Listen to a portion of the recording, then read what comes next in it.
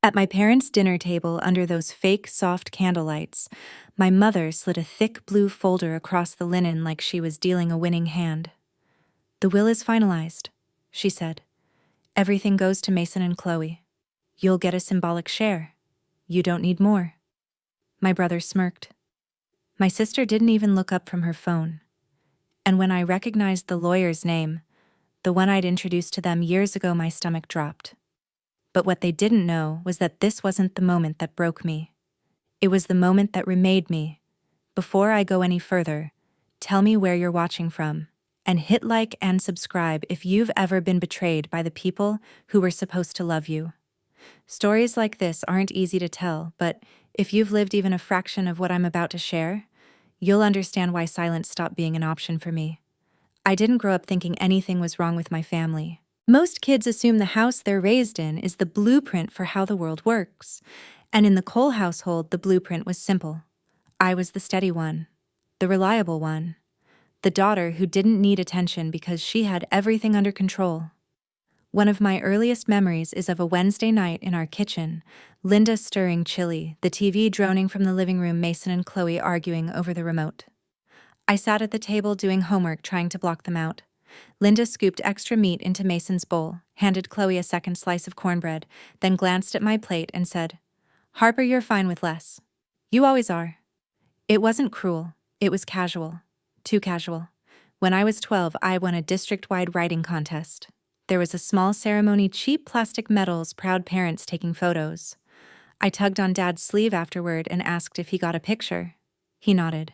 But when we got home, he showed the family a series of photos of Mason hitting a baseball in the backyard. "These are the real moments," he said. I told myself it didn't matter. But something tight settled behind my ribs. College only sharpened the imbalance. Halfway through my junior year, I got an email from the university, tuition overdue. I'd already sent money home the month before, thinking it was for bills. Then Linda called, voice trembling just enough to sound believable. "Sweetheart, Mason needs equipment for his music program. He's so talented." We couldn't say no. She didn't mention my tuition, not once. So I worked double shifts at a campus cafe, mopping the tile floors under flickering lights at midnight, serving caffeine to people who didn't know the difference between tired and exhausted. The next morning, Mason texted me a selfie, him and his friends holding guitars. "Thanks, sis," he wrote with a heart emoji.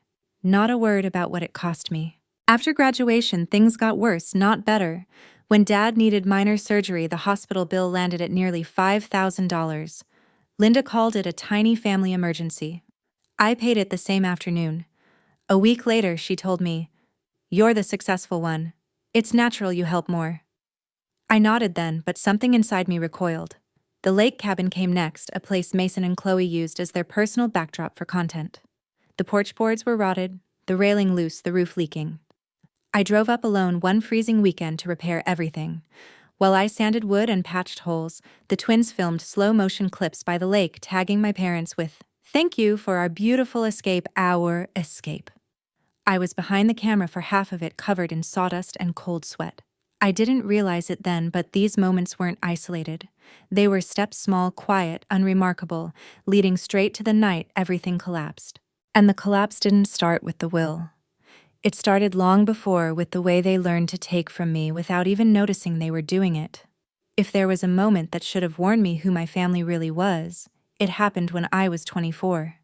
Chloe had maxed out a credit card buying content supplies she swore would launch her influencer career. When I told her I couldn't cover it, she dissolved into tears dramatic enough for a movie trailer. 10 minutes later, my parents summoned me home for a family conversation. I remember stepping into the living room fireplace, lit lights dimmed, the whole room staged like an intervention. Chloe curled on the couch with a blanket as if she'd survived trauma. Mason stood in the corner, arms crossed, smirking. Dad sat in his recliner wearing that practiced look of helpless neutrality. And Linda stood in the middle, holding the silence like a gavel. "Your sister made a mistake," she said. "Family helps each other." "I've been helping," I said. Linda's face softened just enough to look disappointed rather than guilty. "But she's overwhelmed. She's young. She's the same age as Mason," I replied. No one acknowledged it. The meeting ended the way it always did, with me apologizing. Apologizing for hurting Chloe's feelings, for forgetting what family meant, for saying no. I walked out with the kind of numbness that doesn't hit all at once, just to spread slowly like cold water down the spine. My job became the only place where my effort meant something. Julia, my manager, once told me, "Harper, you're the kind of person people rely on." She meant it as a compliment. She didn't know I'd been relied on since childhood, long before I ever had a salary. My apartment downtown became my sanctuary. Warm hardwood floors, clean lines, plants that didn't ask for anything but sunlight. I kept everything orderly, not because I liked minimalism, but because chaos had always been assigned to me at home. Peace felt like borrowed air, fragile and temporary.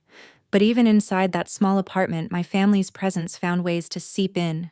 A buzzing group chat, a request for money disguised as an update, a guilt-laced voicemail about how busy I'd been lately. Every ping of my phone felt like a string tugging me back. The Thanksgiving 2 years before the Will dinner sealed something inside me. The house smelled like turkey and cinnamon candles, one of those picture-perfect holidays where everyone pretends the past doesn't exist. When it was time to share what we were thankful for, Mason said, "Mom always believes in me." Chloe said, "Dad always has my back." Then Linda smiled at me and said, "And I'm thankful Harper stays steady. Every family needs one person who doesn't need much." Everyone nodded, as if that was affection, as if that was praise. My fork hovered halfway to my mouth. For the first time, the sentence hit me clearly. "You're useful, not loved." I should have understood then where things were heading, but I kept giving. Mortgage payments, utility bills, emergencies that magically aligned with the twins' wants. I kept telling myself they needed me. That family was supposed to be hard, that maybe being the responsible one was my role. I didn't know it yet, but every sacrifice had been stacking quietly, like dry timber, waiting for the spark that would set everything on fire. And the spark was coming. It just hadn't reached the dinner table yet. Driving home from the Will dinner felt like trying to breathe under cold water. My hands locked around the steering wheel, the rain smearing the city lights into the same blur I felt behind my eyes. I replayed the scene over and over, Linda's voice calm as a verdict, Mason's smirk, Chloe's bored indifference. And that lawyer's name, the one I had introduced to them. There was something cruel in that detail, cruel and intentional. By the time I reached my apartment, my phone was vibrating non-stop across the counter. I didn't check it. I just stood in the doorway, letting the silence settle. My home usually felt warm, soft, safe. Tonight, it felt like the aftershock of an earthquake. Everything still standing, but not quite right. When I finally flipped the phone over, the screen was a wall of missed calls. Linda, Dad, Chloe, Mason. The family group chat had exploded. Little bubble previews flashed. "You misunderstood everything. Call your mother. You're acting dramatic. We didn't mean it that way." I opened none of them. Instead, I opened my banking app. The list of recurring payments appeared like a confession. Mortgage transfer, electric bill, water, a monthly payment labeled help, repairs for the lake cabin, and then Mason's car insurance, something I had almost forgotten I paid. I stared for a long moment at the screen, the glow reflecting off the kitchen tiles. I felt my heartbeat in my palm. Then I tapped cancel. A confirmation popped up. Yes. Next line. Cancel. Next. Cancel. Each tap wasn't just a financial action. It felt like unhooking barbs they'd buried in me for years. It hurt more than I expected. But for the first time, I felt the faint outline of a boundary forming. A fragile one, but real. My phone rang again. Linda. Against my better judgment, I answered. Her voice exploded immediately. "Harper, what are you doing? Don't you dare cancel those payments. Your father is furious. We trusted you." "I'm not your bank," I said, keeping my voice steady. "You're part of this family. Family doesn't act like this." I let out a short breath. "You're right. Family doesn't." A beat of silence. Then she snapped, "Call me when you've calmed down," and hung up. 5 minutes later, Mason called. I should have ignored it, but I picked up. "So Mom says you're spiraling over a will," he drawled. "Relax. Nobody's dying. You think this is funny? I think you're embarrassing yourself. You paid because you wanted to. Stop rewriting history." His words hit the place he'd always aimed for, the part of me that still wondered if I was overreacting. But before I could respond, he hung up like he'd won something. Then came Chloe.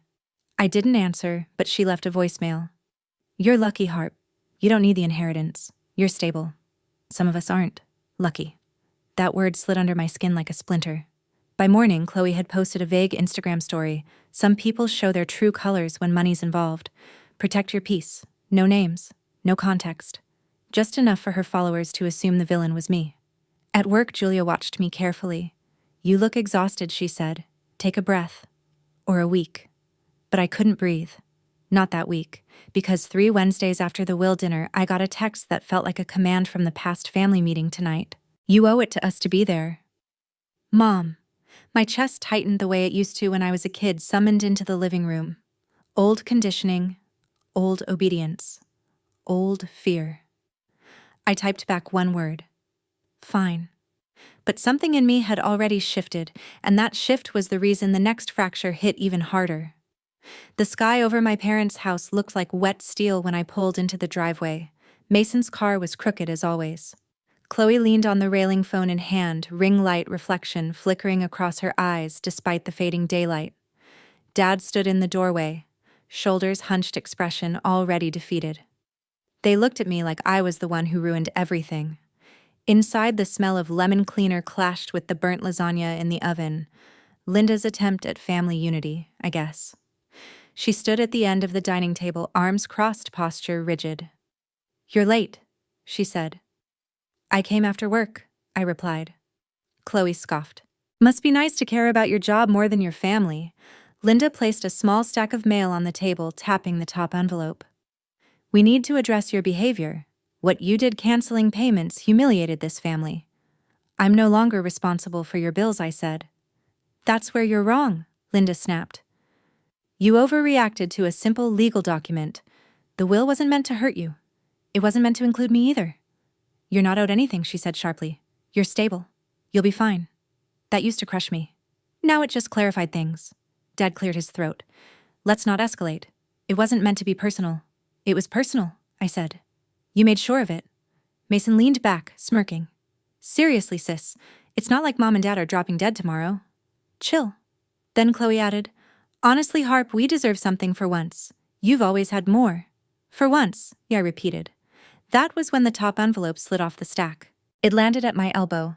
My name, printed, not handwritten, stared back at me. Bank-style print.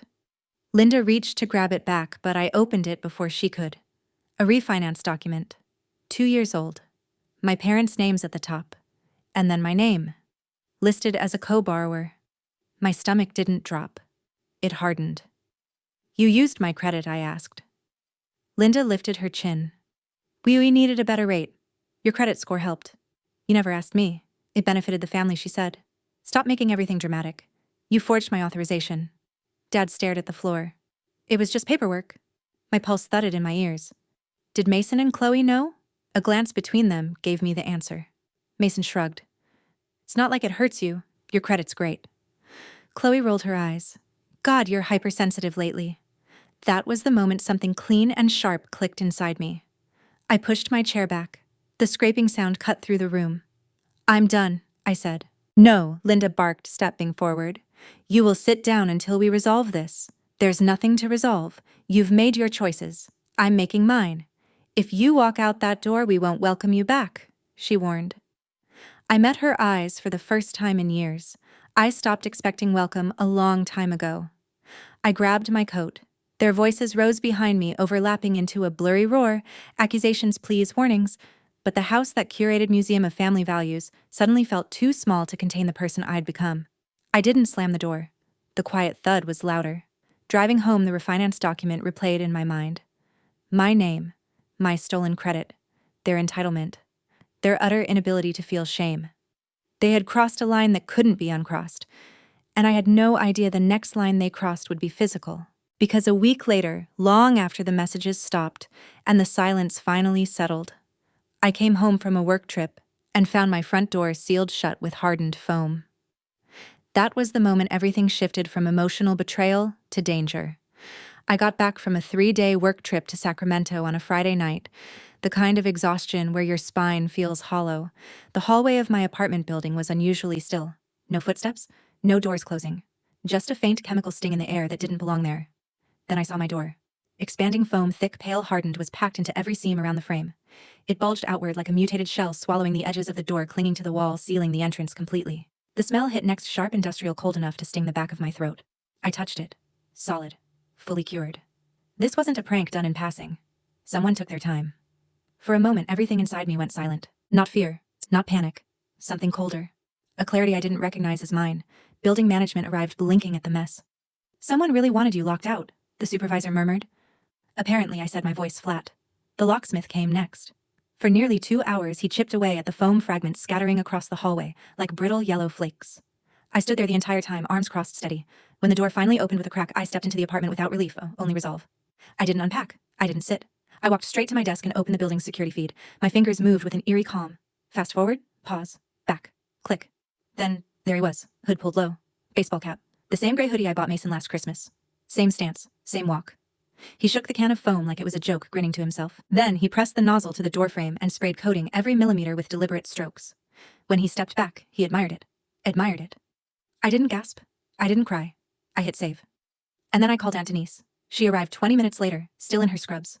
One glance at the doorframe and her expression hardened. Inside, she watched the footage without speaking. When it ended, she placed a hand on the back of the chair. "He crossed a line," she said quietly. "And they will keep crossing lines unless you stop them." I nodded. "I know." The next morning, under the harsh fluorescent lights of the police station, I handed over the footage. The officer watched it twice, jaw tightening. "You sure you want to press charges?" he asked. "He's your brother." I met his eyes. Right now, he's just someone who vandalized my home. For the first time in years, the words didn't shake as they left my mouth. I signed the report.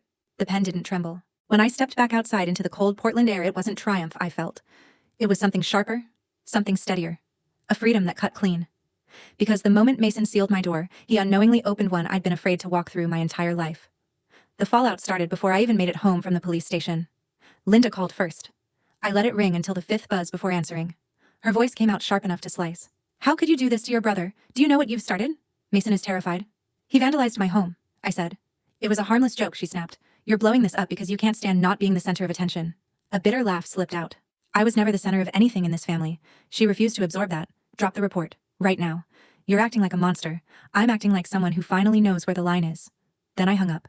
10 minutes later, Dad called. His voice was tired, the way someone sounds when they've avoided responsibility their whole life. "Harper? We can handle this privately. No need for the police. It became a police matter when he sealed the door of my home," I said. "And when you all acted like my boundaries were optional." There was a long pause. Then the question he had never asked in 30+ years. "What do you want?" Not "what does the family want?" Not "what should we do?" "What do you want?" It stunned me more than it should have.